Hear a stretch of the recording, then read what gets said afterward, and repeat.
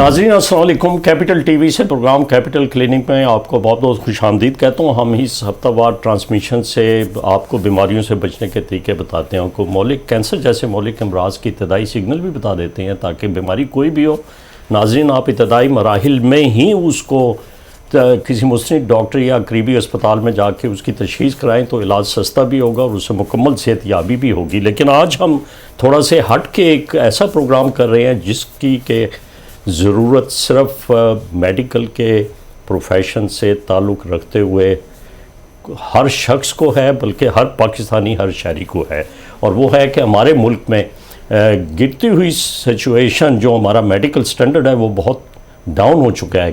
کیا وجوہات ہیں، کیوں ہیں، اس کے لیے میں نے آج اپنے اسٹوڈیو میں دعوت دی ہے۔ میرے ساتھ دو آئیکن ہمارے طب کے پیشے کے ایسے ہیں جو سابقہ وائس چانسلر بھی ہیں اور پرنسپل بھی ہیں اور بڑا نام رکھتے ہیں۔ اس میں میرے پہلے مہمان ہیں پروفیسر محمود شوکت، جو کہ نہ صرف ایک پیڈیاٹک سرجن ہیں بلکہ بہت ہی مشہور ایجوکیشنسٹ بھی ہیں، بین الاقوامی تجربہ رکھتے ہیں، قومی شہرت یافتہ ہیں۔ اور دوسرا ان کا تعارف یہ ہے کہ ان کے گرینڈ فادر جو تھے وہ قائد اعظم کے قریبی ساتھی تھے اور انہوں نے تحریک پاکستان میں بڑھ چڑھ کے حصہ لیا، اور آج ہم ایک آزاد مملکت حاصل کر کے انہی کی کاوشوں سے یہاں پر بیٹھے ہیں، اور کووڈ ایکسپرٹ ایڈوائزری گروپ کے چیئرمین بھی ہیں اور سابقہ حکومت میں ہیلتھ منسٹر کے ساتھ ان کے ایڈوائزر بھی رہے۔ اور میرے دوسرے مہمان پروفیسر امجد ہیں، وہ بھی ایک سابقہ وائس چانسلر ہیں، کنٹرولر ایگزامینیشن ہیں، جو کہ پوسٹ گریجویٹ ایجوکیشن کو ہمارے ملک میں بڑے قریب سے دیکھتے ہیں، پرنسپل بھی رہے اور ENT سرجن ہیں۔ میں ان دونوں کو میں نے آج دعوت اس لیے دی ہے کہ جب پاکستان بنا ناظرین اس وقت پاکستان میں دو یونیورسٹیز تھیں، ایک ڈھاکہ یونیورسٹی تھی، ایک پنجاب یونیورسٹی تھی، دو میڈیکل کالج تھے جن میں کہ کنگ ایڈورڈ میڈیکل کالج جو کہ اب یونیورسٹی ہے، ہم تینوں کی الما میٹر ہے اور بڑا پریسٹیجیس انسٹیٹیوٹ، اور ایک ڈینٹل کالج تھا۔ لیکن بدقسمتی سے آپ دیکھیں تو کم از کم 178 میڈیکل کالجز پرائیویٹ اور پبلک سیکٹر کے ملا کے اس ملک میں ہیں، اور ہمارے یہاں ابھی بھی عام شہری جو ہیں ایک کوالٹی کا ٹریٹمنٹ حاصل کرنے سے قاصر ہے۔ کیا وجوہات ہیں، کیوں اس طرح ہیں؟ ریسرچ نہیں ہو رہی۔ یونیورسٹیاں لاہور جیسے بڑے شہر میں 5 یونیورسٹیز ہیں جن میں سے 4 یونیورسٹیز میڈیکل یونیورسٹیز ہیں، اور وہ کیا ریسرچ کر رہی ہیں؟ ریسرچ ایک بہت ہی انٹلیکچوئل اور اکیڈیمک ایکٹیویٹیز ہوتی ہے، اور یہ اس کا ملک کی معاشی امپیکٹ بھی بڑا اچھا ہوتا ہے۔ لیکن پاکستان بدقسمتی سے بننے کے بعد 1947 سے لے کے اب تک صرف 0.5 گلوبل کنٹریبیوشن ہے ریسرچ کے فیلڈ میں پاکستان کی۔ کیا ہمارے ملک میں کون سی وجوہات ہیں جس کی وجہ سے ریسرچ نہیں ہو رہی؟ میں پروفیسر محمود شوکت صاحب آپ کی طرف آتا ہوں، بہت بہت شکریہ۔ آپ بڑے قریب سے دیکھتے ہیں پوسٹ گریجویٹ ایجوکیشن ٹریننگ، ابھی بھی ہمارے میڈیکل گریجویٹس باہر جاتے ہیں، یورپ جاتے ہیں، امریکہ جاتے ہیں، تو انہیں ایک ایگزام دینا پڑتا ہے، پھر انہیں جا کے داخلہ ملتا ہے یا ان کو جابس ملتی ہے۔ کیا باہر کی سسٹم جو ہے ہماری ایجوکیشن کو ابھی تک تسلیم کرنے سے قاصر ہے؟ کیوں ہے اس طرح؟ شکریہ۔ پہلے تو خیر میں یہ تصحیح کر دوں کہ جو آپ نے میرے بارے میں کہا اس میں بہت سی چیزیں مبالغے کے زمرے میں آتی ہیں۔ میں نہ تو خود کو ایک میڈیکل ایجوکیشنسٹ کاؤنٹ کرتا ہوں، کیونکہ ٹو بی ویری آنیسٹ میرا ذاتی خیال ہے کہ پاکستان بننے کے بعد ہم نے جس طرح UK سے بہت سے نظام انہیریٹ کیے، تو جیسے آپ نے خود بتایا کہ 2 میڈیکل کالج تھے، تو میڈیکل کالجز کا سٹرکچر ہی یہی تھا کہ وہاں پر پروفیسر ہوتا تھا، ایسوسیٹ اسسٹنٹ ہوتا تھا، تو وہی نام ہمارے چلتے رہے۔ تو میں تو ٹو بی ویری آنیسٹ ان ناموں میں کوئی اتنا خاص یقین نہیں رکھتا، اس لیے کہ جو طریقہ کار ہے پروفیسر بننے کا وہ ہم فالو نہیں کرتے۔ پروفیسر کے نام کے ساتھ آٹومیٹیکلی ایک ریسرچ کا کمپوننٹ آتا ہے، ہمارے ہاں وہ ایسا نہیں ہوا۔ بعد میں پھر کچھ عرصے کے بعد ہم نے ریسرچ پیپرز کی ریکوائرمنٹ بھی کی، لیکن اس کا بھی پھر سٹینڈرڈ نہیں مینٹین ہو سکا۔ اگر آپ غور کریں تو بنیادی وجہ یہ ہے کہ ہم نے شعبہ تعلیم پہ ہی غور نہیں کیا، ہم نے شعبہ تعلیم پر ہی کوئی زور نہیں دیا۔ ہمارا جو نظام تعلیم ٹوٹا پھوٹا جو چل رہا ہے اس کے اندر ہم کسی لیول پر طالب علم میں کریٹیوٹی کو اجاگر ہی نہیں کرتے. ہمارا تو نظام ہے ایک رٹا لگاؤ, امتحان میں اس کو جواب دو, اس کے مطابق آپ اب ایک ایف ایس سی کے نمبروں کی بنیاد پر آپ ساری زندگی کا میرٹ کا تعین کر دیتے ہیں. یہ کیسے ممکن ہے؟ اور اب آج اگر آپ ایف ایس سی کا رزلٹ دیکھیں تو آپ کے پاس 1100 میں سے 1100 نمبروں والے بے حساب لوگ ہیں. اب وہ جو 80 لوگ تھے جن کے 1100 نمبر ہے, ان کا میرٹ آپ کیسے تعین کریں گے؟ اسی طرح اگر آپ دیکھیں تو آپ کی پاس پرسنٹیج اس وقت میڈیکل کالجوں میں 93, 95, 97% ہے. تو آخر کار 2-3 طریقے ہی ہوتے ہیں کسی تعلیمی نظام کو جانچنے کے. ایک ہوتا ہے آپ کی پرفارمنس. اب ہم نے یہ پرفارمنس اپنی صرف پاس پرسنٹیج پہ فکس کر لی. ہم نے انٹرنیشنلی کیا کنٹریبیوٹ کیا. میں ویسے آپ کی اسٹیٹمنٹ سے کوئی خاص متفق نہیں ہوں گا کہ 0.5% بھی ہماری کنٹریبیوشن ریسرچ میں ہے. ایکچولی ہماری کنٹریبیوشن اتنی بھی شاید نہ ہو. وہ جو ہے وہ انٹرنیشنل ریسرچ پیپرز کا حصہ ہے. جس طرح آنکالوجی میں ہر جو نئی دوائی آتی ہے اس میں سے ہمارا بھی چھوٹا سا حصہ نکل آتا ہے, ہمیں بھی دے دیا جاتا ہے کہ یہ اتنا فیصد ٹرائل آپ کریں. اسی طرح WHO کے کچھ ٹرائلز ہیں, جیسے اب آپ ڈائریکٹلی آبزرو ٹریٹمنٹ فار ٹوبرکلوسس کو اگر آپ لیں تو وہ ہمارا پروجیکٹ تو نہیں تھا, نہ ہماری وہ ریسرچ تھی, وہ تو ہم نے ایک انٹرنیشنل ریسرچ میں کنٹریبیوٹ کیا. سو وہ 5.5% جو ہے اس میں میجورٹی اس طرح کے پروگرامز. آخر ریسرچ کیوں نہیں ہے, اور آخر ہم سب کو یہ شدت سے احساس کیوں ہے کہ ہمارے جو سٹینڈرڈز ہیں میڈیکل ایجوکیشن کے, میں اس کو تھوڑا سا بڑھا کے یوں کہوں گا کہ نہ صرف میڈیکل ایجوکیشن کے, بدقسمتی سے ہمارے تعلیم کے عمومی اور ہر پرفارمنس میں, ہر ایریا میں ہماری پرفارمنس میں ہمیں ایک تنزلی نظر آتی. لیکن بدقسمتی یہ ہے کہ ہم نے اس کے بارے میں سوچا بھی نہیں. ہم نے یہ بھی نہیں سوچا کہ بنیادی طور پر تعلیم ہوتی کیا ہے. میں آپ کو ایک مثال دیتا ہوں. ایک مسجد میں بیٹھے ایک قاری صاحب یا ایک چھوٹے سے مدرسے میں بیٹھے, وہ بچے کو یاد دلا رہے ہیں کہ صفائی نصف ایمان ہے. وہ مدرسہ بھی گندا ہے, قاری صاحب کے کپڑے بھی گندے ہیں, اس ٹیچر کے کپڑے بھی گندے ہیں, اس اسکول میں صفائی کا کوئی انتظام نہیں ہے. لیکن بچہ یہ رٹا لگا رہا ہے کہ صفائی نصف ایمان ہے, اور وہ صفائی نصف ایمان جب تک نہیں کہے گا امتحان میں وہ پاس نہیں ہوگا. سو ہم نے تو تعلیم کا بیڑا غرق اسی دن کر دیا. ایگزامینیشن نہیں, ہم نے بچے کے دماغ میں کیا چیز پڑھائی اس کو کہ اس دنیا میں, اس ملک میں کامیابی کے لیے تمہیں بار بار جھوٹ ہی بولنا پڑے گا. صفائی ہے یا نہیں, کہنا تمہیں یہی ہے کہ صفائی نصف ایمان ہے, تبھی تم پاس ہوگے امتحان میں. سو تعلیم تو ایک بہت سینسٹیو ایشو ہے جس کے اوپر اب اسی لیے میں کہتا ہوں کہ میں نہ تو ریسرچ اپنے آپ کو اسکالر مانتا ہوں, نہ میں اپنے آپ کو ایک پروفیسر ہی مانتا ہوں. میں تو ایک کنسلٹنٹ ہوں, میں علاج کرتا ہوں اور وہی میرا کام ہے اور وہی میں کرتا چلا رہا ہوں. میرا ٹائٹل پروفیسر کا ضرور ہے, میرے ٹائٹلز تھے جس وجہ سے میں امتحانوں کو دیکھتا رہا, ان چیزوں کو دیکھتا رہا. لیکن میں پروفیسر آپ کو صرف میں نے اس لیے پوچھا کہ آپ وائس چانسلر بھی رہے جی بالکل یونیورسٹی کے, اور آپ نے تھوڑے سی عرصے میں اس میں بڑے اچھے SOPs شروع کر دیے تھے, گائیڈ لائن شروع کی تھیں, اور آپ کا فوکس تھا کہ یہ یونیورسٹی ریسرچ میں اسی پہ رکھیں. میں اسی پہ آ رہا ہوں. اب دیکھیں نا, بات یہ ہے کہ جب تک آپ گولز ڈٹرمن نہیں کرتے, جب تک آپ نے سسٹم کی خرابیاں نہیں نکالتے اور ان خرابیوں کو درست کرنے کے لیے ایک اپروپریٹ طریقہ نہیں نکالتے. ہمارے ہاں بحث شروع ہوتی ہے میڈیکل ایجوکیشن کے امتحان کے سسٹم سے. میرا پوائنٹ یہ ہے, کیا ہم تعلیم بچوں میں منتقل کر رہے ہیں, چاہے کوئی بھی نظام ہو, انٹیگریٹڈ ہو, نان انٹیگریٹڈ ہو, امتحان کا کوئی بھی طریقہ کار ہو, کیا میرا استاد, اس میں کچھ ویریبلز ہیں نا, ایک استاد ہے, ایک شاگرد ہے, ایک طریقہ کار ہے, ایک وہ درس کا ہے. تو ہمیں تو دیکھنا پڑے گا کس میں کیا خرابی ہے. اگر استاد ہی نہیں آ رہے اور وہ پڑھا ہی نہیں رہے تو آپ جو مرضی طریقہ نکال لیں, نتیجہ تو خراب نکلے گا. جی ہاں. اگر آپ طریقے سے پڑھا نہیں رہے اور آپ طریقے سے بچوں کو ایگزامن کرنے کی, اب اس وقت ہمارے پرابلم کیا ہے, ہمارے موسٹلی گریجویٹ مریض کو دیکھتے نہیں, ان کے پاس بات کرنے کا ٹائم نہیں ہے کیونکہ یہ ان کی ٹریننگ ہوئی ہی نہیں.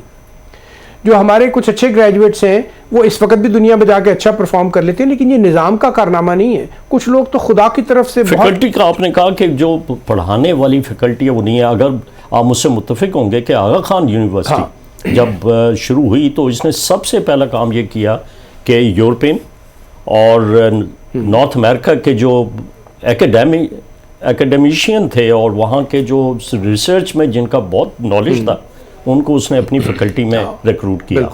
اور اس کے بعد ابھی بھی آپ دیکھ لیں HEC بھی اس کو ٹاپ آف دی لسٹ رکھتا ہے, انٹرنیشنل اس کی رینکنگ بھی بہت اچھی ہے, اور اس کے گریجویٹس جو ہیں وہ فوراً امریکہ یا نارتھ امریکہ یا یورپ میں جا کے جاب بھی لے لیتے ہیں. ہاں, اب آپ نے میرے اس پوائنٹ کا بڑا اچھا جواب دے دیا. جو میں نے کہا نا کہ اگر مجھ سے یہ امید کی جائے کہ میں ہی ریسرچ کروں گا, میں ہی علاج کروں گا, میں ہی پڑھاؤں گا, تو یہ شاید ایک خام خیالی. لیکن میں آپ سے محمود صاحب پوچھوں گا کہ کون سے ایسے عوامل ہیں جن سے کہ ہم امپروو کر جائیں, اور ریسرچ, اور کیا وجوہات ہیں کہ ہم کیوں اتنا پیچھے چلے گئے ہیں؟ ایک پوسٹ گریجویٹ میڈیکل کالج بھی ہے آپ کے ملک میں جو کہ 1961 میں بنا تھا اور اب تک وہ بھی پوسٹ گریجویٹ مارکیٹ میں دے رہا ہے. پروفیسر امجد میں آپ کی طرف آتا ہوں. جی سر. آپ اس سے منسلک ہیں. جی سر. کیا وجوہات ہیں؟ کیا کریکولم اوور لوڈ ہے؟ آنیسٹ انٹیگریٹی نہیں ہے ایگزام میں؟ انفراسٹرکچر ٹھیک نہیں ہے؟ ریسرچ بھی ہو رہی اور جو آپ پوسٹ گریجویٹ پیدا کر رہے ہیں وہ بھی اس سٹینڈرڈ کے نہیں ہیں جو کہ جا کے فوراً امریکہ یا برطانیہ میں جا کے اسپتالوں میں کام کرنا شروع کر دیں، لیکن انہیں بھی بڑے مراحل سے گزر کے کام کرنا پڑتا ہے کیونکہ آپ کی پوسٹ گریجویٹ ایجوکیشن اور ڈگریاں جو ہیں وہ باہر کی جو ایجوکیشن سسٹم ہے یا کونسلز جو ہیں میڈیکل کی وہ اس پہ ٹرسٹ ہی نہیں کرتی. سر اس میں آپ نے بڑی اچھی ڈسکشن کی ہے پروفیسر محمود شوکت صاحب سے ریسرچ کے حوالے سے. اس میں ایک پوائنٹ ایڈ کرنا چاہتا ہوں. ریسرچ اصل میں کام ہے درویشوں کا ٹو بگن ود. اس میں پیسہ نہیں ہے، ہمارے ملک کے اندر نہیں ہے، ویسے دنیا کے اندر اس میں پیسہ بھی بہت ہے، لیکن ہمارے ملک میں ریسرچر کو عام طور پہ خالی پیٹ ریسرچ کرنی پڑتی ہے اور کہیں بہت بعد میں جا کر اسے کچھ پیسہ ملنے کا امکان ہوتا ہے. بدقسمتی سے ہماری پوری قوم کو پیسہ کمانے کے پیچھے لگا دیا گیا ہے. ہم جو ڈاکٹر بنتے ہیں ہمارا مطمع نظر ہی ایک ہے. اس وقت آپ دیکھ لیں کہ اس وقت جو پرائیویٹ میڈیکل کالجز ہیں 19 لاکھ روپیہ لے کے بچے کو فیس لے کے وہ اس کو پڑھا رہے ہیں. جس نے 1 کروڑ روپیہ خرچ کیا وہ ریسرچ کرنے کے لیے تو ڈاکٹر نہیں بنا. وہ جو چائنا سے کر کے آیا، جو رشیا سے کر کے آیا، وہ بھی کروڑ روپیہ خرچ کر کے آیا، وہ ریسرچ کے لیے نہیں سارا کچھ کر رہا، وہ کچھ ارن کرنے کے لیے کر رہا ہے. تو اس لیے سر میرا اس میں جو میں پوائنٹ ایڈ کرنا چاہتا ہوں، محمود صاحب نے بہت اچھا تجزیہ کیا ہے اور آپ نے بھی، لیکن سر میرا ایک پوائنٹ نوٹ کر لیں، اس ملک میں ریسرچ اس لیے پراسپر نہیں ہوئی کہ پوری قوم پیسہ کمانے کے پیچھے لگ گئی ہے. وہ کسی ایسے کام میں انٹرسٹ لینے کے لیے تیار نہیں ہے جس میں فوری پیسہ نہ ہو، بلکہ اب سر ایک چینج آ گئی ہے. پہلے تھا کہ پیسہ بھی چلو درمیانہ سے آ جائے، اب ہم اس چکر میں پڑے ہوئے کہ یک دم پیسہ آ جائے. ہم وہ کام کر رہے ہیں، مثال کے طور پہ ہمیں کارڈیک ایک زمانے میں سر آپ کو یاد ہوگا، آپ بھی ماشاءاللہ سرجن ہے، کہ بچہ کہتا تھا میں دل کا سرجن بنوں گا، میں پیڈیاٹک سرجن بنوں گا. آج کہتے ہیں میں اس کے نزدیک بھی نہیں جاؤں گا، اس لیے کہ اتنی لمبیاں ڈیوٹیاں، اتنے لمبے آپریشن، یہ میں نہیں کروں گا. مجھے کوئی وہ کام بتاؤ، مثال کے طور پہ یہ لیزر کے ساتھ بال جلانا، یہ سر کے اوپر بال اگانا، جس کی پھر قیمت لگائی جائے گی لاکھوں کے اندر. اس وقت ہماری قوم کا سر بدقسمتی سے پیسہ ہی دین اور مذہب بن گیا ہے اور ہم باقی سب چیزوں کو چھوڑ چکے ہیں. دوسری سر ابھی آپ نے جو بات کی ہے کہ ہمارا ٹرینی یا ہمارا ڈاکٹر، سر کوئی زمانہ تھا کہ کنگ ایڈورڈ کا گریجویٹ صرف ٹکٹ لیتا تھا اور لنڈن میں جا کے ویزا لگوا کے ان کے بیسٹ ہاسپٹل میں کام کرتا تھا، اور ان کے جو وہاں کے کنسلٹنٹس تھے وہ کہتے تھے کہ you are better than our graduate. یہ لیول تھا اس کا.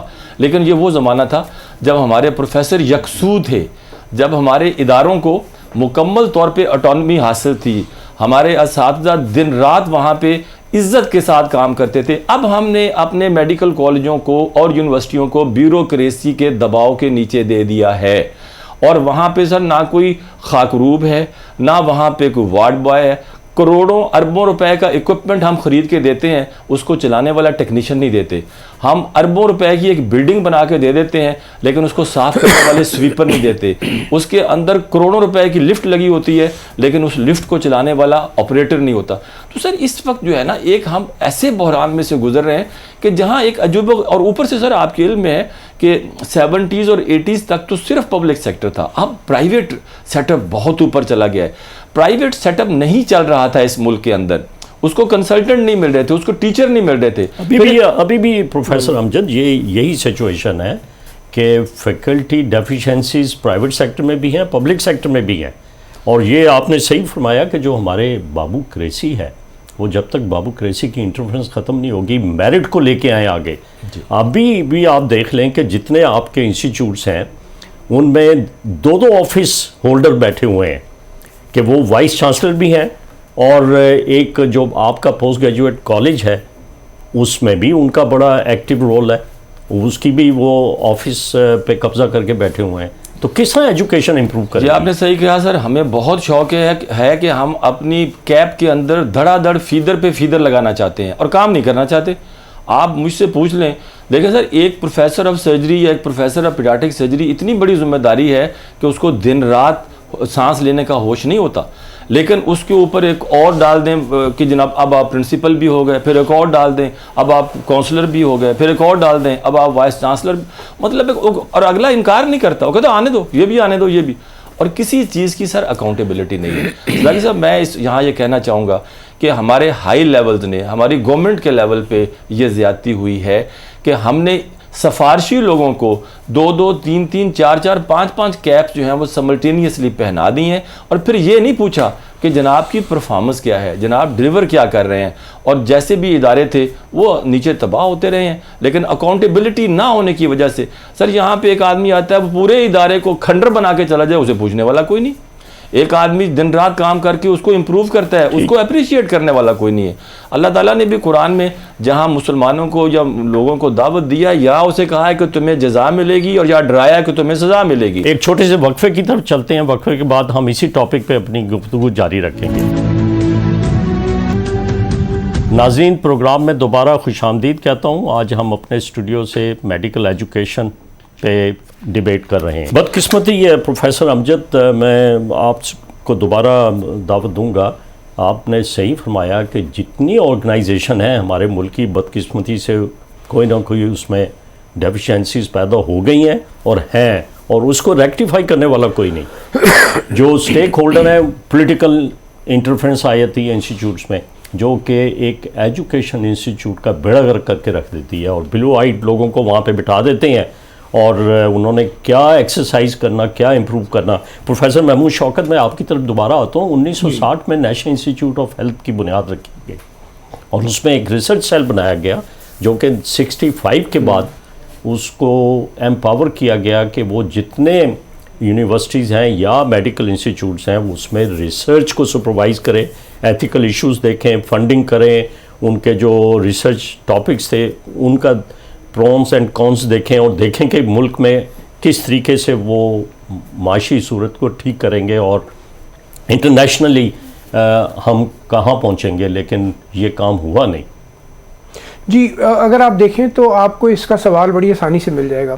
یہ ہمارے ملک میں ایک لہر چلی جس میں ہیلدی کمپٹیشن ختم ہو گیا, جس میں آپ کو پتہ لگ گیا کہ کوئی چیز حاصل کرنے کے لیے آپ کو کوئی ایکڈیمکلی کمپیٹ کرنے کی ضرورت نہیں ہے, آپ کو کچھ اور کولیٹرل طریقہ کار ہے جس سے آپ اپنے مخصوص جو ہے مقاصد وہ حاصل کر سکتے ہیں. تو دوڑ تو وہی ہوتی ہے جو آپ دوڑ متعین کر دیتے ہیں. اب دوڑ جو تھی وہ ایکڈیمک کی بجائے تعلقات پہ, سفارشوں پہ اور دیگر انلیگل گریٹیفیکیشنز کے طریقہ کار ڈھونڈنے پہ ہو گئی. تو لوگوں کا سارا جو فوکس تھا وہ ان چیزوں پہ ہو گیا. اب جب ایک چیز سے فوکس ہٹ کے دوسری پہ جائے گا تو وہ چیز تو یقیناً سفر کرے گی. سو وہی آپ کے ادارے اگر آپ دیکھیں تو یہ 60 کے NIH کے جواب میں ہی آپ کی ایگریکلچر یونیورسٹی نے بہت مایہ ناز کام کیے. انہوں نے نئے سیڈ پروڈیوس کیے. ان کی ریسرچ دنیا میں مانی جاتی تھی کہ ایگریکلچر یونیورسٹی پاکستان کی بہت اچھا کام کر رہی. لیکن وقت کے ساتھ یہی ہوا کہ اب وہ دوڑ جو تھی وہ ریسرچ میں آگے جانے کی بجائے, ایک ہر شخص کی ایک خواہش ہوتی ہے, ایکڈیمکس میں خواہش ہوتی ہے to be known in the academic field. ایک جنرل سرجن یا ایک جنرل جو پریکٹیشنر ہے اس کی خواہش ہوتی ہے کہ مریضوں میں اس کی نیک نامی ہو. اب یہ خواہش ختم ہو گئی. ہسپتالوں میں لوگوں نے کام کرنے چھوڑ دیے. اب کام نہیں ہوگا تو ریسرچ کیسے ہوگی؟ اگر آپ کے پاس ریکارڈ ہی نہیں ہوگا تو ریسرچ کیسے ہوگی؟ اس کے باوجود اتنی دیدہ دلیری تھی کہ لوگ ریٹروسپیکٹو پیپر چھاپ کر اور اپنی پروموشن کی ریکوائرمنٹس پوری کرتے رہے, اور کوئی پوچھنے والا بھی نہیں تھا کہ یہ پیپر کیا ہے. میں نے پچھلے سال ہم انٹرویو کر رہے تھے ایک صاحب کا پرنسپل کی پوزیشن کے لیے, تو ان کے جب میں نے ریسرچ پیپر دیکھے تو ان کا کوئی پیپر اپنی ٹاپک پہ تھا ہی نہیں. وہ ایک ریڈیولوجسٹ تھے, ان کے تمام پیپر جو تھے وہ ٹی بی کے identification of T B bacterium پہ تھے. تو میں نے ان سے کہا, مجھے ایک بات بتائیں, یہ کیسے ممکن ہے کہ آپ نے سارے اپنے کریئر میں کوئی اپنے پروفیشن کی کوئی, انہوں نے کہا سوری سر بس وہ اس طرح ہی ہو گیا. وہ پتہ کیا لگا کہ ان کے ایک عزیز تھے پیتھولوجی میں. اب یہ ڈس آنیسٹی کوئی آئیڈینٹیفائی کرے, کوئی اس کو روکے. سو میں نے تو اس میٹنگ میں نہیں کیا, لیکن بعد میں وہ اگلی میٹنگ میں پرنسپل بھی سلیکٹ ہوا. آپ یہ دیکھیں میڈیکل فیلڈ کے, آپ مجھ سے متفق ہوں گے کہ ڈیٹا بیس انٹری نہیں ہوتی, ہمارے پاس اسٹیٹسٹکس نہیں ہے, کوئی ریسرچ لیبارٹریاں نہیں ہیں, ٹائم نہیں ہے, لوگ نہیں ہیں, لوگ نہیں ہیں. ریسرچ کی ایک مائنڈ سیٹ ہوتی ہے. جی آپ نے ایگریکلچر یونیورسٹی کی ایگزامپل دی. ایگریکلچر یونیورسٹیز میں بھی باہر کے کوالیفائڈ PhD اسکالرز ہیں. اسی طرح ویٹنری یونیورسٹی جو ہے لاہور میں, اس میں بھی آپ دیکھ لیں کم از کم 32 پی ایچ ڈی اسکالر بیٹھے ہوئے ہیں جنہوں نے اپنے اپنے فیلڈ میں ریسرچ اور وہ بھی کام کر رہے ہیں، وہ بھی کام کر رہے ہیں. میں لیکن میرا مقصد یہ تھا کہ آپ ان فیکٹرز کو آئیڈینٹیفائی کر کے کیوں نہیں ہماری حکومت جو ہے اس کو ہائی لائٹ کرتی ہو، ان کو ریکٹیفائی کیوں نہیں میں کرتی؟ تو یہ بارہا لکھ کے بھی دے چکا ہوں، بارہا پریزنٹیشنز بھی دے چکا ہوں کہ ریسرچ ہم سارے بولتے ہیں ریسرچ آسمان سے نازل نہیں ہوگی، اس کے لیے محنت کرنی پڑے گی، اس کے لیے ایسے ریسرچ سیل بنانے پڑیں گے جو سوچیں کہ ریسرچ کا مقصد کیا ہوتا ہے کہ لوگوں کے لیے کوئی فائدہ ہو اس کے بعد. So it all starts with a question. ہم سوال تو بناتے نہیں. اب آپ اگر دیکھیں تو آپ کے پبلش ریسرچ جو پاکستان میں ہے وہ ہے کہ جی انٹرنیشنلی یہ ہوا، میں دیکھنا چاہتا ہوں میرے ہاتھ میں اس کا کیا نتیجہ ہے. سر اس میں یہ تو کوئی سوال ہی نہیں ہے. اس میں میں ایک پوائنٹ ایڈ کروں گا. محمود صاحب نے بالکل صحیح کہا. ریسرچ کے جو اس کے پلس پوائنٹس ہیں اس پہ تو گھنٹوں بات ہو سکتی ہے. آپ کا کویسچن یہ ہے کہ ہمارے ملک میں کیوں نہیں ہو پا رہی. سر اس کی بگیسٹ ریزن یہ ہے جو ابھی محمود صاحب نے کہی، ہمارے ہاں جب کسی بڑے انسٹیٹیوشن انکلوڈنگ یونیورسٹیز کا لیڈر منتخب کیا جاتا ہے تو وہ میرٹ پہ نہیں ہوتا، وہ سفارش پہ ہوتا ہے. جب نام آتے ہیں نا سر 15 بندوں کے، فیلڈ والوں کو پہلے پتا ہوتا ہے فلاں نے سلیکٹ ہونا ہے، اس لیے نہیں کہ وہ بہت بڑا اسکالر ہے یا اس کے پاس اتنی ڈھیروں قسم کی ریسرچیں اور کیا، مجھے پتا اس کے پاس سب سے بڑی سفارش ہے. اور عام طور پہ وہی سلیکٹ ہوتا ہے جس کو پبلک کہہ رہی ہوتی ہے کہ اس نے سلیکٹ ہونا ہے. یہ بندے سر جو اوپر آتے ہیں انہوں نے زندگی میں ریسرچ کی شکل نہیں دیکھی ہوتی، انہوں نے خود سے پیپر نہیں لکھا ہوتا. یہ ویسے پیپر لکھتے ہیں جیسے محمود صاحب نے کہا، بندہ کا ہے ریڈیالوجی کا اور وہ مانگ رہا ہے اپنے پیتھولوجسٹ رشتہ دار سے کہ یار اپنے پیپروں میں میرے نام بھی لکھ دو. اس نے لکھ دیا نمبر 2 پہ، اب یہ ماننے پہ مجبور ہے اور اس کو وہ اس کا کرا. تو سر گڑبڑ یہاں پہ یہ میں خود چونکہ اس پروفیشن سے تعلق رکھتا ہوں اور میں فیکلٹی ممبر بھی رہا ہوں. محمود شوکت صاحب کو بھی پتہ ہے، آپ کو بھی پتہ ہے کہ سال میں 5 پیپر لکھ لینا اور 5 سال میں 25 پیپر پریزنٹ کر دینا کہ یہ ہم نے ریسرچ کی، یہ کس طرح ممکن ہے؟ سر آپ رات کو سوتے ہیں، صبح اٹھتے ہیں، کہتے ہیں میں نے ریسرچ کر لی. سر میں آپ کو ایک لائٹر نوٹ پہ بتاتا ہوں کہ میں ایک شخص کو جانتا ہوں، ان کو اچانک پتہ چلا کہ مجھے کچھ پیپر چاہیے. انہوں نے اپنے سارے وارڈ کی ٹیم کو اکٹھا کیا اور اسے کہا کہ جی یہ فلان ڈیٹا جلدی سے بس اٹھاؤ جہاں جہاں سے ملتا ہے، صحیح غلط جیسا. اور اس کے بعد ڈیٹا آ گیا تو انہوں نے اس میں سے کوئی 20 پیپر، کوئی ڈیٹا اوپر کر کے، کوئی نیچے کر کے، کوئی دائیں کر کے، کوئی بائیں کر کے، ایک ہی ڈیٹا سے انہوں نے 20 پیپر نکالے اور اپنے ریسورسز اتنے تھے کہ پبلش بھی کرا دیے اور دنیا کے نمبر 1 وہ ریسرچر شمار. دیکھیں اصل جھگڑا یہ ہے، ہم جو بھی کام کرتے ہیں ہم اس کی روح کو بھول چکے ہیں. ہم صرف ایک سیریمونیل کام کرتے ہیں. جس طرح میں کچھ عرصہ وائس چانسلر سرچ کمیٹی کا ممبر تھا تو میرا پہلا اعتراض تھا جب میں نے ڈپارٹمنٹ کو لکھ کے دیا کہ ہم تو انٹرویو پینل ہیں، سرچ کمیٹی تو یہ نہیں ہوتی. سرچ کمیٹی تو ہوتی ہے جو ڈھونڈے، آپ تو سلیکٹ ایک لسٹ کر کے ہمیں انٹرویو کے لیے لے آتے ہیں. یہ کیسی سرچ کمیٹی ہے؟ اگر آپ واقعی، کیونکہ انہوں نے یہ بورو کیا تھا آئیڈیا کہیں سے کہ وی سی کے لیے سرچ کمیٹی ہونی چاہیے، لیکن اس کو ڈیٹیریوریٹ کر کے، اس کا بیڑا گرک کر کے اس کو انٹرویو پینل بنا دیا. سو ہم چیزوں کی روح کو نہ سمجھتے ہیں، نہ جانچتے ہیں، نہ اس پہ عمل کرنے کی کوشش کرتے ہیں. ہم صرف سیریمونیل سجاوٹ کے کام کرتے ہیں. وہ سرچ کمیٹی، بالکل آپ نے صحیح آج ذکر کر دیا سرچ کمیٹی کا. میں نے بھی بڑا قریب سے دیکھا. سابق جج جو تھے سپریم کورٹ کے، انہوں نے اپنے 1-2 دوستوں کو بھی بیچ میں شامل کر لیا تھا سرچ کمیٹی. اور سرچ کمیٹی اپنے پرسنل آبجیکٹو پہ کام کرتی رہی، انہوں نے میرٹ کو نہیں دیکھا. حالانکہ میرا پوائنٹ یہ تھا کہ سرچ کمیٹی کو سارا سال کام کرنا چاہیے، ان کو ڈھونڈ کے بندے بلانے چاہیے، اشتہار دینے کی ضرورت ہی نہیں ہے. میں پروفیسر امجد آپ سے پوچھتا ہوں، آپ کنٹرولر ایگزامینیشن بھی رہے، کیا فلاز ہیں ہمارے ایگزامینیشن سسٹم میں؟ ابھی بھی اگر دیکھا جائے تو مارک شیٹس کی ٹیمپرنگ ہوتی ہے، بوٹی مافیا آ جاتا ہے، اور پھر ہمارا سسٹم وہی ہے کہ ہم میموری کی اسیسمنٹ کرتے ہیں، رٹلائزیشن پہ ہم اسیسمنٹ کر کے اس کو پوسٹ گریجویٹ بنا دیتے ہیں اپنے ملک کے لیے، اور وہ جا کے ریموٹ ایریاز میں جا کے بہت بڑا اسپیشلسٹ بن جاتا ہے. آپ اس کالج سے بھی منسلک ہیں. سر بات یہ ہے کہ پاکستان کے اندر میڈیکل کا ایز اے ہول جو ایگزامینیشن سسٹم ہے نا، اس میں انڈر گریجویٹ بھی آ جاتے ہیں، اس میں یونیورسٹیاں بھی آ جاتی ہیں، اس میں college of physician and surgeons of Pakistan بھی آ جاتے ہیں. سر پاکستان میں مافیاز نے ایگزامینیشن سسٹم کو مقدس جزیروں سے گھسیٹ کر دلدل کے اندر پھینک دیا ہے.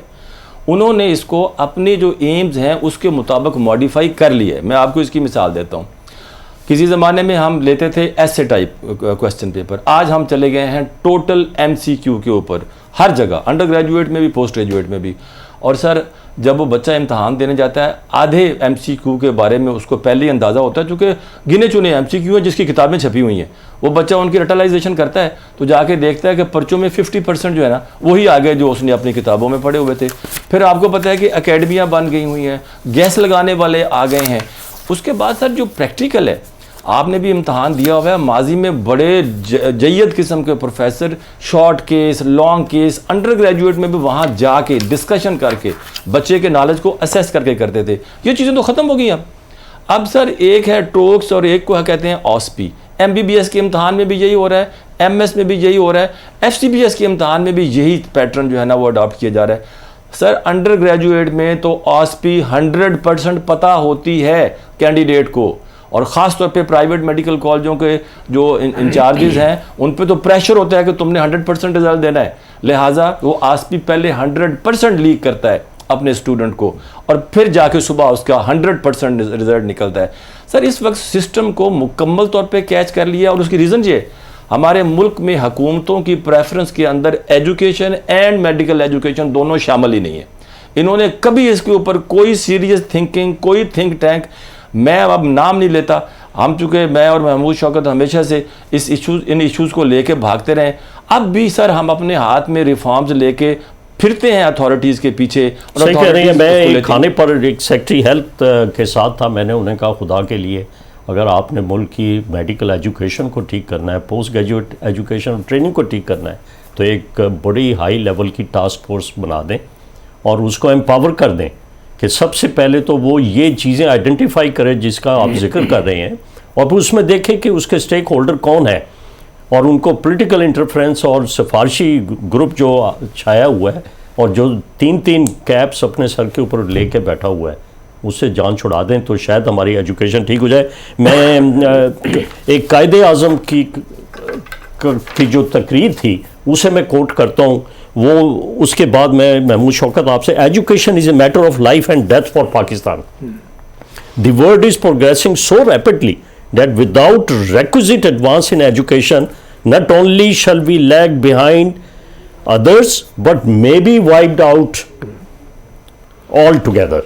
یہ محمد علی جناح نے 1947 میں بالکل ٹھیک ایجوکیشن کے اوپر اپنا مینیفیسٹو پیش کر دیا تھا. انہوں نے ایک بڑا چھوٹے سے مختصر سپیچ میں انہوں نے یہ بتا دیا تھا کہ ہم کس طریقے سے اس ملک میں ترقی کر سکتے ہیں. لیکن آج ہم بجائے اگر دیکھیں تو ان کے یہی الفاظ صحیح ثابت ہو رہے ہیں کہ ہم دنیا میں بہت پیچھے رہ گئے ہیں. ہماری یونیورسٹیوں کی انٹرنیشنل رینکنگ نہیں ہے. محمود صاحب جی، بنیادی طور پہ آپ دیکھیں، ایک تو ہم ابھی تک سمجھ ہی نہیں سکے تعلیم کہتے کس کو ہے.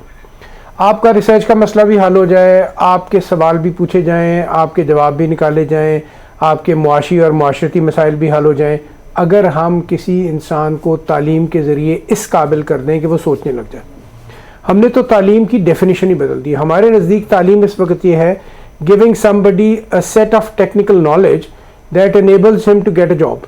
جی ہاں، اور perform in a profession. ہاں کریٹیکل تھنکنگ نہیں ہے. سو اصل بنیادی جو فلو ہے ہمارے نظام میں وہ یہ ہے کہ ہم نے تعلیم کو تعلیم مانا ہی نہیں. ٹھیک ہے پروفیسر محمود شوکت، بہت بہت آپ کا شکریہ. امجد صرف ایک منٹ میں آپ مجھے بتا دیں کہ کس طرح آپ پوسٹ گریجویٹ ایجوکیشن کو امپروو کریں گے. سر اس کا بڑا آسان طریقہ ہے. اس ملک کے اندر وہ کہتے ہیں نا کہ ایک سے ایک بڑا اسکالر موجود ہے، لیکن ان سب کو ہم نے زمین کے نیچے دبایا ہوا ہے. ہم نے زمین کے اوپر وہی رکھے ہوئے ہیں جو فراڈیے ہیں، جو سفارشی ہیں. ایک دفعہ آپ اس کلچر کو بدل دیں، جو اس فیلڈ کے ایکسپرٹس ہیں، اسکالرز ہیں، ان کو اوپر لائیں. میں کہتا ہوں 6 مہینے میں پورا سیناریو بدل جائے گا. بہت بہت شکریہ پروفیسر امجد صاحب. آپ نے بالکل بجا فرمایا کہ جو ٹیلنٹ ہے اس کو آگے آنے نہیں دیا جاتا، اور یہی حال مختلف میڈیکل انسٹیٹیوٹ اور میڈیکل یونیورسٹیز کا ہے.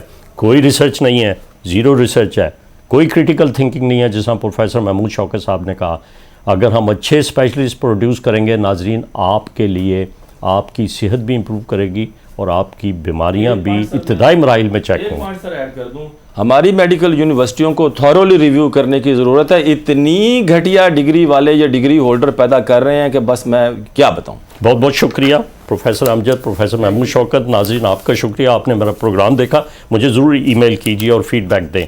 خدا حافظ.